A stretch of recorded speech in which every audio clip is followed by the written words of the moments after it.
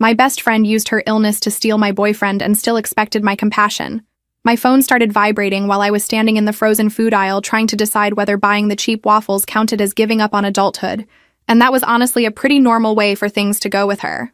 She never just texted hello. She dropped things into my day like little emotional grenades and then acted confused when people bled. That message was a picture of a white dress on a hanger with the caption, "Too much?" And for a second I actually smiled because it looked like one of her usual spirals about some fundraiser or themed dinner or weird life is short, wear silk phase she was always going through. Then I noticed the date at the top of the screenshot. It was the date of my anniversary. 10 years. 10 whole years with the man I had built my adult life around, and he had texted me that morning saying he had to leave town for a last-minute work emergency. I stood there holding a box of waffles like an idiot, while my brain did that thing where it refuses to catch up, because catching up would ruin your whole afternoon. I told myself there had to be some explanation. Maybe she was asking for an opinion before buying it online. Maybe she was making a joke. Maybe he really was out of town and I was just turning into one of those suspicious women who read too much into timing. I wish I could say my instincts kicked in and saved me right there. They did not. My instincts, historically, had terrible taste in men and way too much patience for women who confused cruelty with honesty. Her next message came almost immediately. "Wrong person? Sorry?" Then she unsent the picture.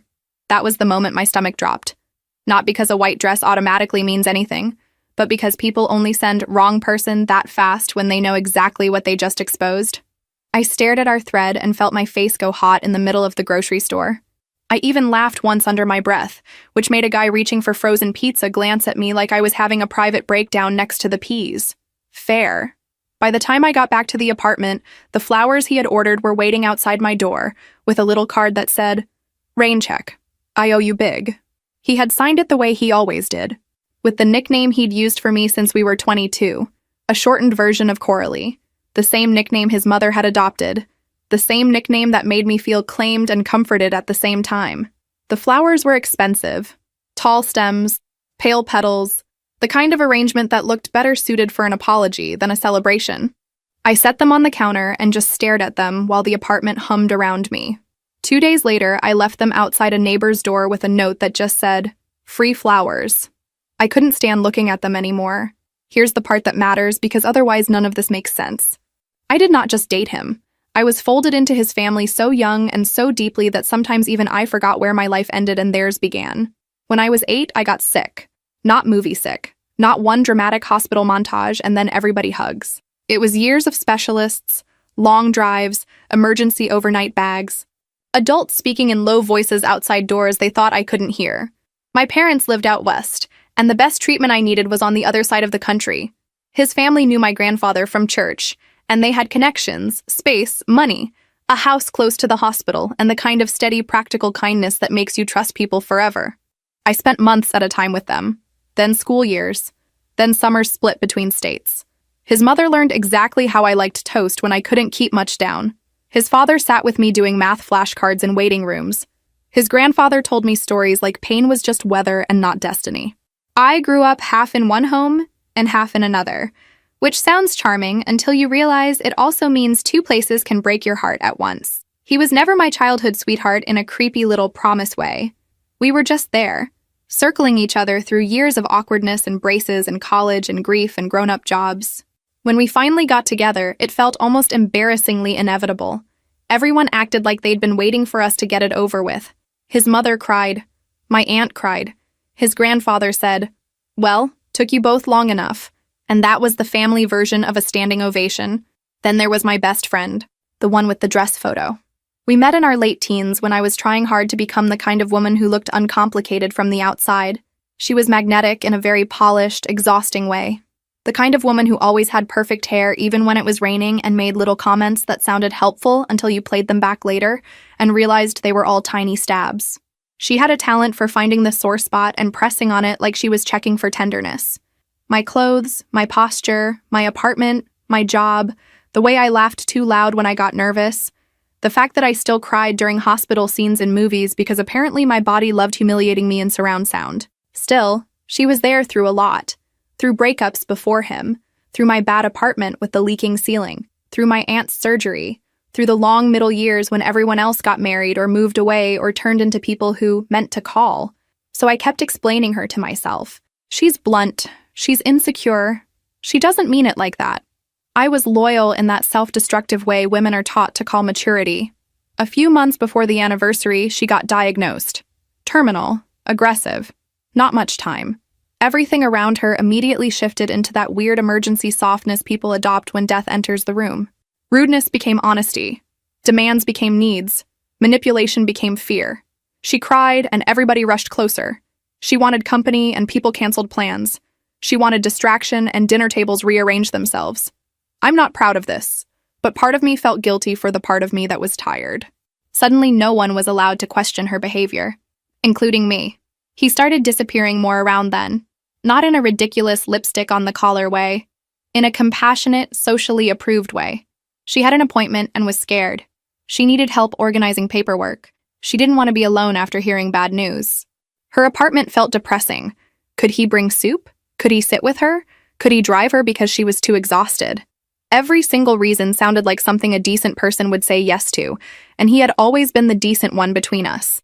He was dependable, patient, the kind of man who remembered other people's allergies and called his grandfather every Sunday. So every time irritation rose in me, I swallowed it like poison and told myself to be better. That night, I heated up leftover pasta, sat on the kitchen floor with the flowers still glaring at me from the counter, and told myself I was not going to become the woman who made another woman's illness about herself. That lasted until almost midnight, when my phone lit up again and she sent me a photo she definitely did not mean for me to see. This one stayed on the screen long enough to ruin my life. He was in it. Not blurry in the background. Not maybe him if I squinted. Him. His hand on her shoulder like it belonged there. Her face turned toward him with that bright, satisfied smile I had seen after every small victory she'd ever collected. There were candles behind them, glasses on a table. She was wearing that white dress. He wasn't in work clothes. He looked happy, not burdened, not tired, happy. Then she unsent that one too. I called him immediately, which I know is not strategic, but I was never one of those women who could go organize evidence in neat little folders while my heart was falling through the floor. He didn't answer. I called again, straight to voicemail. I called her. Nothing. I sat there on my kitchen floor with my thumb hovering over the screen like maybe a third call would magically produce honesty, and the dumbest thought in my head was not they're having an affair. It was this is real. That's the thing I hate most, even more than betrayal. The public part. The humiliation. The idea that this had been happening right in front of me while I kept smiling. He came home the next morning around 8 carrying coffee and a boxed watch like he was starring in a commercial for men who think money is a personality trait. He looked wrecked enough to be convincing if I hadn't already seen the picture. His hair was messy. His shirt was wrinkled. His voice soft. He kissed my forehead and said, "I'm sorry, baby. It turned into a nightmare. I wish I had thrown the coffee in his face." I did not. I stood there in old sweatpants and let him hand me a cup like a hostess accepting a gift from a guest she secretly hates. "What nightmare?" I asked. He started talking fast, not exactly lying, which in some ways made it worse. She'd had a bad night. She spiraled. She didn't want to be alone. Her pain was out of control. There were calls, panic, a visit from a nurse, a lot of tears. He said her name over and over like repetition itself should grant her innocence and him sainthood. He put the watch box on the table and pushed it toward me. I know this is awful timing. I know I messed up. I opened it because at that point my dignity had apparently left the building. It was beautiful, expensive, and almost identical to one she'd shown me months earlier. She'd claimed some mystery man bought it for her, but then refused to say who, which I'd taken at the time as one of her usual little dramas. I closed the box and slid it back across the table. "Give it to her," I said, since it was clearly meant for her anyway. I asked him where he was at 10:32 the night before. He blinked. "What?" "10:32, I said. "Where were you?" He went still in a way that told me everything before he answered. "With her? Celebrating what?" His face did something complicated then. Not panic, exactly. More like irritation that I was forcing the conversation too early, before he'd decided which version I deserved. "It wasn't like that." I laughed. I couldn't help it. That's the sentence men say right before it is exactly like that. He sat down at the table and dragged both hands over his face. He looked exhausted and guilty and sincere, which is a terrible combination because it makes you want to rescue the very person wrecking you. She wanted one normal night, he said. No hospitals, no appointments, no crying. Just one night where she got to feel like herself. And the white dress? He stared at me. I saw the picture, I said. Actually, I saw two. That was when he really looked afraid. Not because he had betrayed me, because he'd been caught too soon to prepare a better story. He started with half-truths. They had dinner. She wanted to dress up. She'd been talking about all the things she'd never get to do. He'd tried to cheer her up. She'd had too much wine. It got emotional. She'd said dramatic things. He was just trying to keep her calm. Did you sleep with her? I asked. He didn't answer quickly enough. That was it. That was the moment the room changed shape. You can survive a lot when everything is still vague. Once it becomes concrete, your body knows before your mind does. My hands started shaking so hard I had to put them against the counter. I could hear the refrigerator humming. I could hear somebody outside dragging a trash bin down the hall. It was the most ordinary morning in the world, which felt offensive. He stood and came toward me, and I backed up so fast I hit the oven handle. He stopped. It happened once. I said, "You really picked our anniversary for that?" His whole face twisted. It wasn't planned. Men really do say the stupidest things with full confidence. Not planned. As if betrayal only counts if it comes with a calendar invite. Then he did what I now think he had been preparing himself to do for weeks. He started crying about her. Not us. Her. Her fear, her grief, her body failing her, how unfair it all was, how she was running out of time. He talked about the cruelty of watching someone so alive get handed an ending she didn't deserve. He talked about compassion, about being there for someone, about not abandoning a person when they were falling apart. And the whole time I stood there waiting for him to mention me, our decade together, the apartment, the future we had discussed in such boring adult detail that it should have been safe. Mortgage talk, holiday schedules, which of us would switch insurance if we ever got married, the deeply unsexy architecture of real commitment. He barely touched any of it. I asked him if he loved her. He said, "That's not the point," which for the record is a yes dressed up in cowardice. I didn't throw anything. I didn't scream. I wish I could say I handled it with dignity, but what I actually did was much stranger. I started asking practical questions like my brain had shoved itself into office mode to avoid collapsing. How long? Who knew? Was his family involved? Had she been in our apartment? Had he used our money on her? Did he think he was still sleeping in my bed that night? He answered some of it, dodged some of it, got offended by some of it. Apparently betrayal has layers, and one of them is wounded pride when the person you betrayed asks about the electric bill. His family did not know, he said. That was the first thing that sounded true. If his mother had known, she would have called me by then, either to defend him or to cry, and since neither had happened, I believed him. His grandfather definitely did not know. That mattered more than I want to admit. Disappointing that man felt almost physically impossible, like cursing in church. When I finally told him to get out, he looked confused. Not resistant. Confused. Like he thought maybe we were still in the talking phase of an argument and not at the end of a life. She doesn't have much time, he said quietly. I remember staring at him and thinking, and apparently I'm supposed to spend mine being humiliated.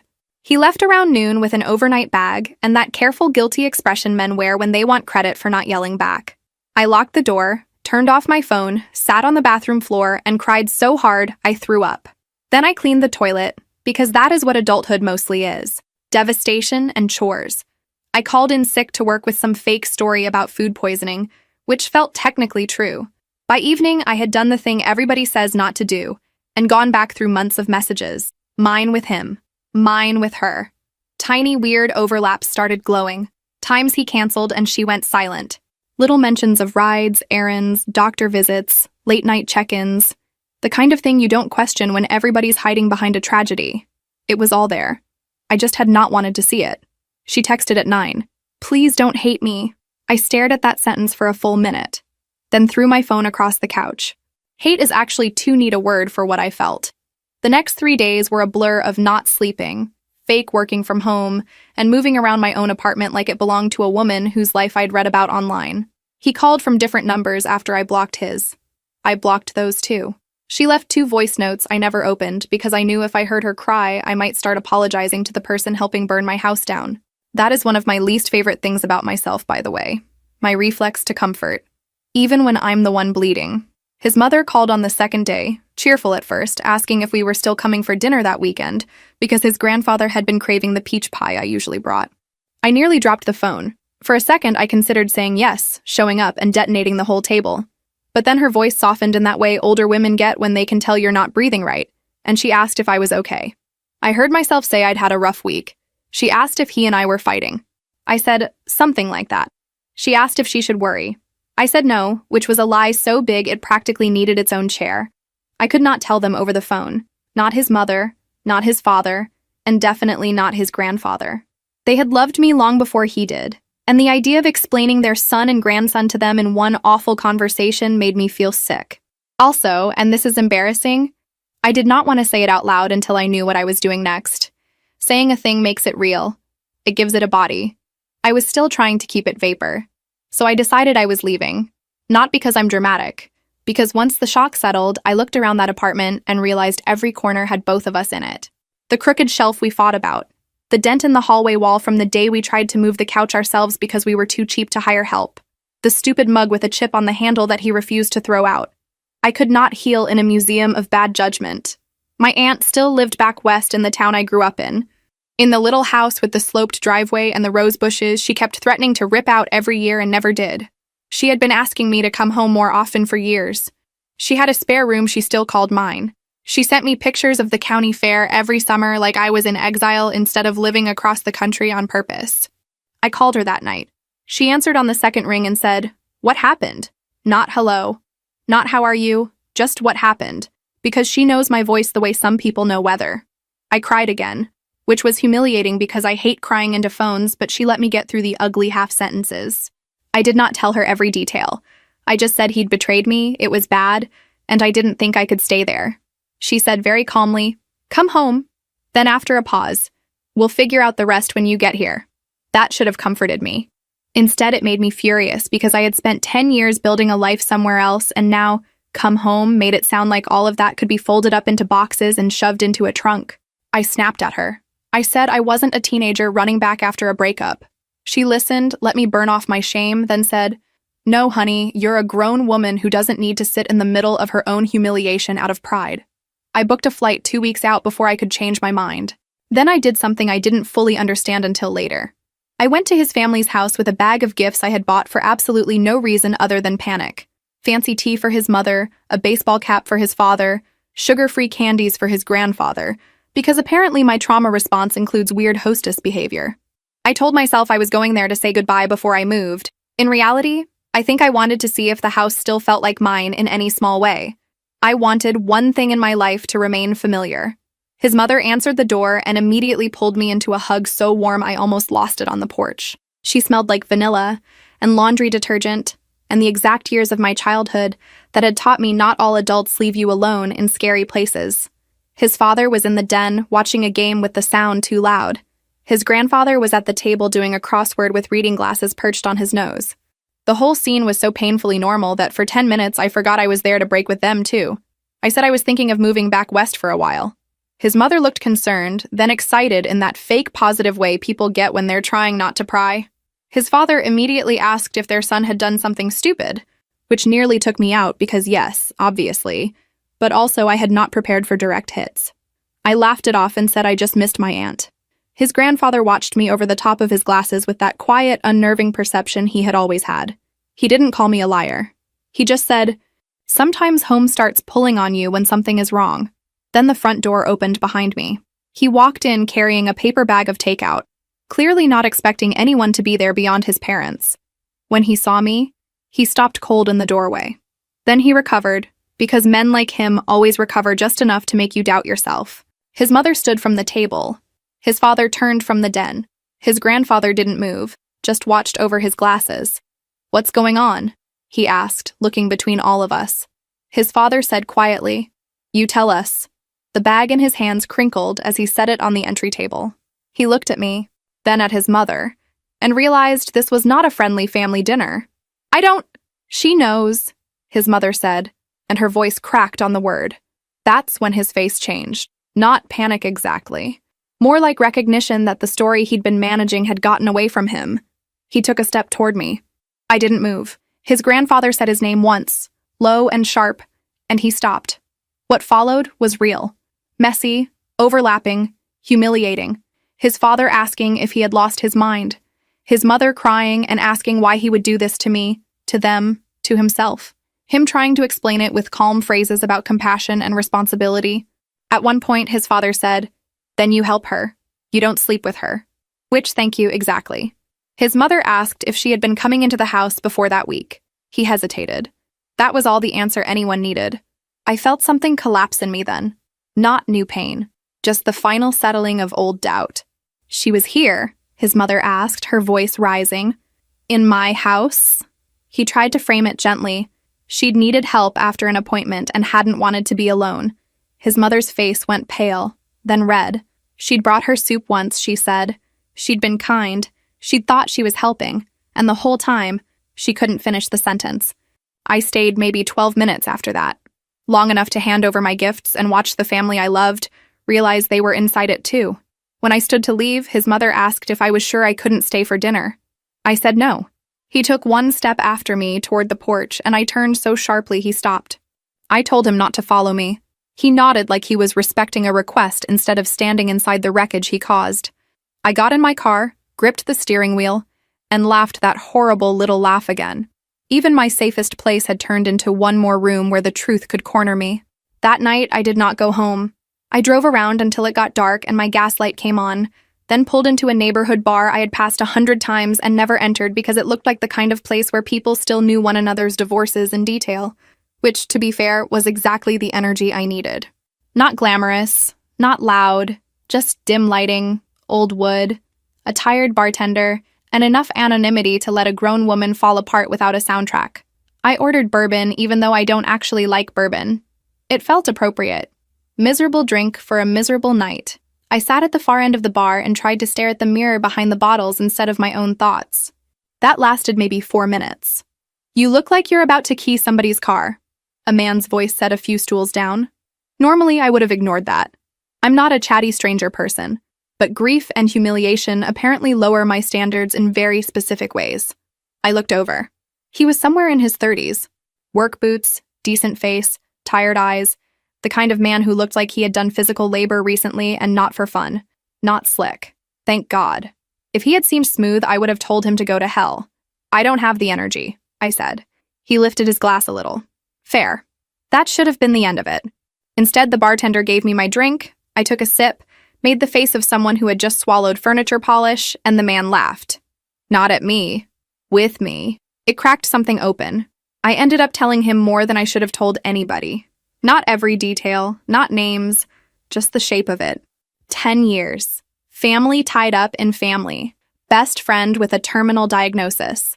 Lies hiding under compassion. The anniversary. The picture. The audacity. At one point I said, "I know how insane it sounds." And he said, "Actually, it sounds like exactly the kind of thing people do when they know everyone will be too scared of looking cruel to call them out." Which, frankly, was a sharper read than some of the people who had known me for years. He didn't do that annoying thing men sometimes do where they immediately offer solutions like they're defusing a bomb. He mostly listened, asked the right questions, swore at the right moments, told me I wasn't crazy when I started second-guessing whether illness made the betrayal somehow less real. He said his mother had once stayed with his father after something everyone in town knew was unforgivable because people were going through a lot, and that phrase had ruined half his childhood. I laughed so hard at that I nearly cried again, which was not ideal in public but also not the worst thing I had done that week. He was from my home state, which felt intimate. He was in town for a temporary job overseeing some construction work outside the city, staying in a rental on the other side of downtown. When he asked where I was from and I named my little hometown, he blinked and said he knew the county. Not in a fake small world way. In a real one. He had an uncle nearby. He'd spent summers fishing there as a kid. I know this sounds cheesy, and I hate that for me, but hearing my home spoken back to me in that bar made something in my chest unclench. He gave me his card before he left. First name only, a number, no weird pressure, no call me sometime grin. He just said, "If you need help moving boxes or finding a decent place back there, let me know. No pressure. You look like you've got enough of that." Then he paid, nodded at the bartender, and walked out. I kept the card, not because I was flirting, because it felt nice to be handed something without strings attached. I didn't call him right away. But 3 days before my flight west, staring at boxes I couldn't lift by myself, I texted the number. I asked if the offer to help with boxes still stood. He responded in under a minute. When? When I finally got home, there were 12 missed calls. 9 from him. 3 from her. 1 new message from an unknown number because apparently being blocked inspired creativity. I almost deleted it without reading it, but curiosity remains one of my worst qualities. It was from him. Please let me explain fully before you decide what this is. I stared at that sentence and thought, Sir, the problem is not that I lack data. Still, I read the rest. He wrote that she had wanted one last chance to feel chosen, one last chance to feel loved, one last chance to have something beautiful before everything got ugly. He said he knew it was wrong. He said he got caught up in grief, guilt, and pressure. He said he didn't know how to say no to a dying person asking for comfort. He said nothing had changed about how he felt about me. That last sentence was the one that finally made me furious enough to stop crying. Nothing had changed, as if that helped. As if cheating becomes romantic if your emotional baseline stays consistent. I didn't answer. Instead, I packed a suitcase. Not a symbolic one, a real one. Underwear, jeans, toiletries, old college sweatshirt, charger, face wash. I booked a cheap room across town for 3 nights because I could not bear the thought of him showing up with sad eyes and a gentle voice while I stood in my own kitchen trying not to throw knives. I texted my boss that I had a family emergency. Also true, in the broadest possible sense. The hotel room smelled like stale carpet and industrial cleaner. Perfect. No memories. No framed photos of us. No flowers performing innocence on the dresser. I sat on the edge of the bed and finally listened to one of her voice notes. She was crying before she even got to words. Then she said my name the way women do when they want tenderness from someone they've already harmed. She said she never meant for it to happen like this. She said she was scared all the time. She said he had been kind when she needed kindness and things got blurred. She said I was stronger than she was. That line almost made me throw the phone at the wall. I am so tired of women using your strength as an excuse to rob you. As if being harder to kill means I should volunteer my body for the knife. Then she said softly, I think he loves you. I just needed something of my own. Something of my own. Girl, what exactly did you think I was? Store credit? I slept maybe 2 hours that night. The next morning I woke up with that dry, swollen face you get after too much crying and not enough dignity. I showered, got dressed, and decided I was done floating. I was going to tell his family, not all at once. Not in a screaming scene, but soon. Because keeping his secret was starting to feel like betrayal of myself, and I had already donated enough of my self-respect to this situation. He got to me before I got to them, which is probably not surprising. Men who live their whole lives being considered dependable are absolute nightmares once they realize they can't manage the story anymore.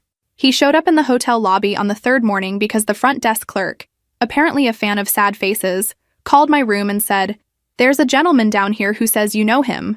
I very nearly checked out on the spot. I made him sit with me in the lobby instead of letting him upstairs. Public space. Hard chairs. Bright, terrible lighting. I wanted everything about the conversation to be uncomfortable. He looked awful. Real awful. Not manipulative movie awful. Red eyes, stubble, shirt from the day before. A part of me hated that seeing him wrecked still tugged at me. 10 years doesn't just evaporate because somebody behaves like a selfish idiot at the worst possible moment. If it did, leaving would be easy and half the women I know would be a lot happier. He started with, I know how this looks. And I actually held up my hand and said, Don't insult me on top of everything else. So at least I had that moment. Then he told me the truth, or at least the version closest to truth he could stand. It had not been one time. Of course it hadn't. It started emotionally first, which is always the phrase people use when they want credit for taking the scenic route to infidelity. She leaned on him more after the diagnosis. He felt responsible. She said I was overwhelmed and distant. She said she didn't want to burden me because I had my own history with hospitals, which was such a twisted use of my life that I nearly stood up and left right then. He said he felt pulled in 2 directions. Needed by both of us, poor baby. At some point the line moved, then moved again, then disappeared. How long? I asked. A few months. I laughed in his face. A few months is not an answer. He swallowed. Since winter. It was late summer. I sat back and just looked at him. Sometimes there is nothing to say because language itself feels too small for the scale of the disrespect. Since winter. Through spring birthdays, family dinners, canceled dates, grocery lists, our lease renewal, my aunt sending us a holiday gift basket addressed to both of us like we were still one unit anyone should invest in. He reached for my hand and I moved it before he got there. Please, he said, please just hear me out. So I did, mostly because I wanted to know how stupid he thought I was. He told me she had become obsessed with the idea that she was going to die without ever being truly loved. He said she talked about regret constantly, about time running out, about being the one left out while I always got the home, the family, the loyalty. Apparently, she had spent years quietly keeping score with my life, which did not exactly come as breaking news. He said he thought he could help her without destroying us. Again, poor baby. He really had built himself a whole heroic fantasy where everybody got what they needed and I stayed nicely in place, grateful for scraps and context. When he said, "I never meant to replace you," something cold settled over me. "Replace me?" I repeated. "You thought this was better?" He looked confused, which told me everything. He genuinely believed the offense was about sequencing, about cheating before ending things maybe, about not protecting my feelings enough. He still didn't understand the deeper insult, that he had taken a relationship built over a decade and converted it in his head into something flexible, adjustable, a structure sturdy enough to survive being split down the middle, because he had decided I would tolerate it if he explained it gently enough. That was the moment I knew there was no going back. Not because of sex, not even because of love, because of entitlement. Because he had looked at me and seen a woman so trained by gratitude, history, and family ties that she could be moved to the side and expected to call it maturity.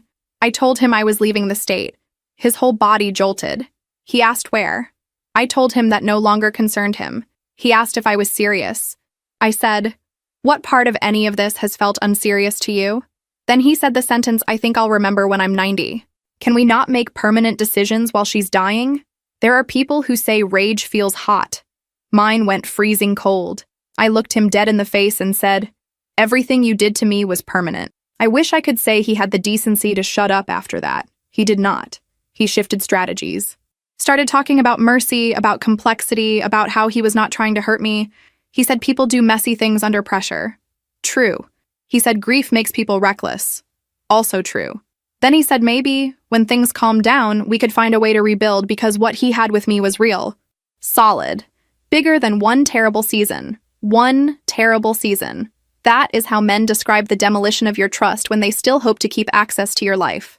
I stood up, told him not to contact me again unless it was about logistics. He asked what he should tell his family. I said, "Try the truth. It'll be a new experience." I walked out of the hotel lobby with my hands shaking so badly I couldn't get my car unlocked on the first try. That afternoon, his grandfather called. I almost didn't answer because I had nothing left for anyone, but guilt won. It usually does with older people and me. He asked if I could come by the house before I left town. He said he didn't want details if I wasn't ready, but he had a feeling I was carrying something too heavy by myself. I nearly started sobbing in the pharmacy parking lot. Instead, I said yes. He told me he'd be home the next evening and that if I wanted to talk, he would listen. If I didn't, he'd still make coffee. That old man could have made a cult around emotional restraint and I might have joined. Before I went, I stopped by the apartment for more clothes and found him there packing a duffel bag. He looked startled to see me. I looked at the bag and then at him. "Going to her place?" He said yes. I don't know why that hit so hard after everything else. Maybe because there is a difference between an affair that exists in secret corners and one that starts using ordinary objects. Socks, chargers, toothbrushes, laundry, betrayal becoming domestic. I felt suddenly ridiculous for every load of towels I had folded while he texted another woman in the bathroom. I took what I needed and left without another word. He called after me once in the hallway. My name. Just my name. Like it still had the power to stop me. It didn't. When I got to his family's house the next evening, his mother opened the door with swollen eyes. That told me two things immediately. One, he had told them something. Two, whatever version he told had not gone over cleanly. She hugged me so tight it almost hurt and whispered, "I'm sorry," before I had said a word. Not for what, exactly. Not yet. Just sorry. General, horrified, maternal sorry. I held myself together by pure spite. His father was in the kitchen pretending to make coffee he clearly had no intention of drinking. His grandfather was at the table, hands folded, expression steady in that way that somehow felt kinder than pity. No one else was there. Thank God. I could not have handled a full audience. His mother asked if I wanted him gone before we talked. I said yes without hesitation. She nodded and said he wasn't there. Good. 1 point for basic competence. I did not tell the story beautifully. I didn't have some polished speech. I sat at their table and told it in pieces, doubling back, correcting myself, getting angry in the middle of sentences, crying, and then being annoyed that I was crying. I told them about the first photo, the second photo, the anniversary, the confession, the hotel, the months of overlap, the way he'd framed it as comfort, the way she'd used her diagnosis as both shield and weapon. I told them I believed he had let her into their house before I knew the full truth, because she had moved through it like someone who'd already practiced. I did not say that to be cruel. I said it because it was true. His father swore under his breath so hard I thought he might crack a tooth. His mother cried quietly, the kind of crying people do when their pain is mixed with shame. His grandfather listened without interrupting once. When I finished, there was a silence so heavy I could hear the old clock in the hall. Then his father said, "He did what?" Not because he hadn't heard me, because hearing and believing are different tasks. His mother kept shaking her head and saying, "No, no, no," like she was trying to reverse the timeline through denial alone. I felt awful for them, which made me angry at myself all over again, because why was I still the one carrying everybody's emotions? His grandfather looked at me and said very quietly, "You were right not to hold this alone." That was it. No speeches, no excuses for his grandson, just that. His father called him immediately on speaker because subtlety had left the building. I wanted to say no, not like this. But honestly, there was no gentle version left. He answered on the third ring. His father told him to come over. He said he was busy. His father said, "You get here now." Then hung up. We waited. Those 20 minutes were among the worst of my life. Not because I doubted what happened. Because I was sitting in the family that had helped raise me, waiting for their son to walk in and stand inside his own choices while I watched. It felt indecent. Necessary, but indecent. He walked in alone, carrying his phone like he'd been fielding calls. When he saw me sitting at his family's table, his whole face went white. "What's going on?" he asked, but his voice was already preparing for impact. His father stood. His mother's hands were shaking. His grandfather remained perfectly still. "Sit down," his father said. What followed was real. Messy, overlapping, humiliating. His father asking if he had lost his mind. His mother crying and asking why he would do this to me, to them, to himself. Him trying to explain it with calm phrases about compassion and responsibility, as if words could rebuild what he'd broken. At one point his father said, "Then you help her. You don't sleep with her." Which, thank you. Exactly. His mother asked him directly if she had been coming into the house before that week. He hesitated. That was all the answer anyone needed. I felt something collapse in me then. Not new pain, just the final settling of old doubt. I hadn't imagined any of it. He kept trying different versions of the same defense depending on who he was talking to. To me, it had been emotion and confusion. To his mother, it was care. To his father, it was obligation. To his grandfather, weirdly, it became a speech about not turning away from suffering. Every audience got tailored language. That was when I understood he didn't just lie. He curated. He had built a little rotating museum of excuses and invited each of us to stand in front of the one that flattered our values most. His grandfather finally spoke after nearly everyone else had exhausted themselves. He looked at his grandson and said, "If you wanted to help a dying woman, there were 1,000 honorable ways to do it. You chose one that served you." It was the most devastating sentence in the room because it was true, and because it came from the one person he had spent his whole life trying to impress. He tried to protest. His grandfather held up a hand. "Enough."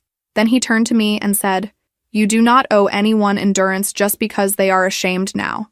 I wanted to tattoo that on my forehead. I left before the scene was fully over.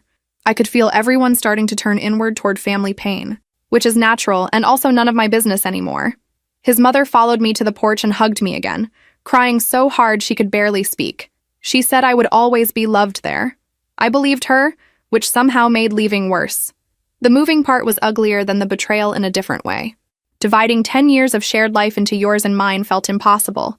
The couch, the lease, which pans were mine. I hated all of it. He moved out fully by the end of the week. Or rather, he moved to her place. He never said it exactly like that, but I knew.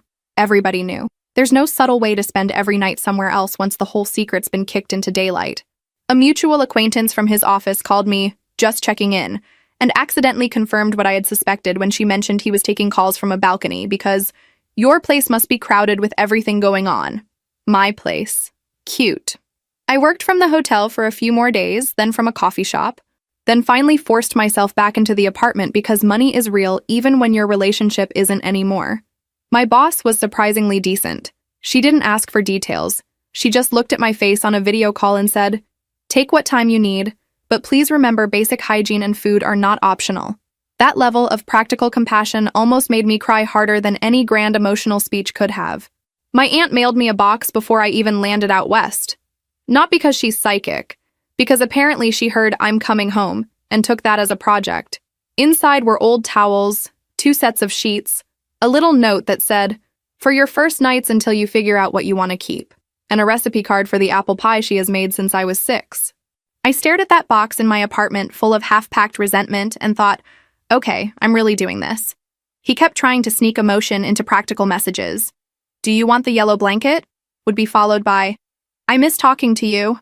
Or, "The utility transfer is scheduled for Tuesday," followed by, "I hate that this is happening like this."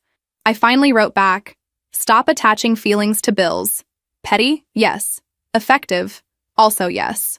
He stopped for almost 48 hours. Then came the message that made me understand the full scale of his entitlement. It arrived from yet another new number because apparently boundaries to him were like decorative throw pillows. He wrote that once things settled, maybe we could talk about what our relationship looked like going forward, because what he had with her was temporary by circumstance, but what he had with me was foundational. Foundational. I sat there at my desk at work, staring at that word while a spreadsheet glowed on my screen like I was a person with ordinary concerns. I called him immediately, which again was not strategic, but sometimes shock outruns wisdom. He answered on the first ring like he'd been waiting. I said, "Did you just suggest keeping me as what, exactly?" He started with, "That's not what I meant," which is usually how people begin when it is exactly what they meant. Then, unbelievably, he clarified. He said he wasn't asking me to be second best. He said he was asking me to understand that different relationships can hold different needs. He said what he and I built didn't disappear because he had taken on something painful and complicated elsewhere. He said she needed him in a way tied to time, fear, and mortality, but I was his real home. I actually said, "Are you hearing yourself?" He kept going. That's the wild part. He genuinely thought he was presenting nuance. That if he used enough mature-sounding words, I would be flattered by being positioned as the permanent one while he played tragic caretaker to my dying former best friend. He had built an entire emotional duplex in his mind and expected me to compliment the floor plan. I told him very calmly, because calm is scarier than screaming when you mean it, that he had not betrayed me when he slept with her. He betrayed me when he assumed I would accept being rearranged around his guilt. Then I blocked that number too. I spent that night wrapping dishes in newspaper and laughing to myself in this mean little way that probably would have worried a healthier person. Sometimes it's either laugh or smash plates. I needed the plates. His mother called the next morning to ask if she could help me pack. I said no at first. She said she understood. Then she said, "I'm asking for me too." So I let her come over that afternoon. Packing with the mother of the man who blew up your life is bizarre. She folded towels while apologizing in spirals. For him. For not seeing it sooner. For bringing my friend soup once without realizing she was feeding a snake in her own kitchen. I told her she was not responsible for a grown man's moral collapse. She nodded, cried, and apologized again. We are, all of us, annoying in our favorite ways. At one point, she found an old photo of me in high school tucked in a recipe binder on the shelf. I was at their table grinning with braces and an awful cardigan. She touched the edge of the picture and said, "You were ours before you were his." That one got me. His father did not come help pack, which was probably wise for everyone, but he sent over flattened boxes and bubble wrap and a note in his aggressive block handwriting that said, "None of this was your fault." Brutal. Useful. His grandfather called that evening. He asked when I was leaving. I told him the day. He said he wanted to see me before I went, not for another heavy conversation, just to say goodbye properly. I told him yes. My voice cracked a little, and he pretended not to notice, which was exactly why I loved him. The man from the bar texted once during all this. "You still alive over there?" I laughed, which I badly needed. I said barely. He replied, "That counts." No flirting, just presence. The truth about leaving a long relationship is that everybody suddenly becomes obsessed with your healing in ways that are both sincere and deeply annoying. Some people wanted me noble. Some wanted me devastated. Some wanted me wise already, which was insulting because I was still at the stage where I fantasized about mailing her a box full of all the things she had once admired in my life, with a note saying, "Enjoy the leftovers." Work friends I wasn't even close to started sending me articles about moving on. My aunt sent me grocery lists and advice about setting up utilities in a new place. His mother sent me too much food. He sent nothing for 3 blessed days. Then I got a call from a blocked number while I was dragging a box labeled bathroom to the front closet. I let it go to voicemail. He sounded wrecked. More wrecked than before. He said she had a bad appointment. He said things were getting worse faster than anyone expected. He said he wasn't calling to ask for anything, just to say he was sorry for all of it, and that he hoped someday I would understand he hadn't been trying to destroy me.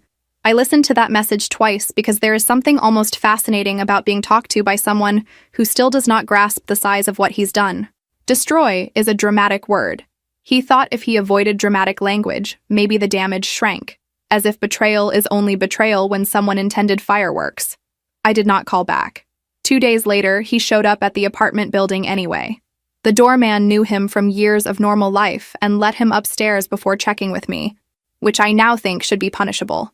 I opened the door to take out a trash bag and found him standing there in the hall holding himself like a man arriving at a funeral he caused.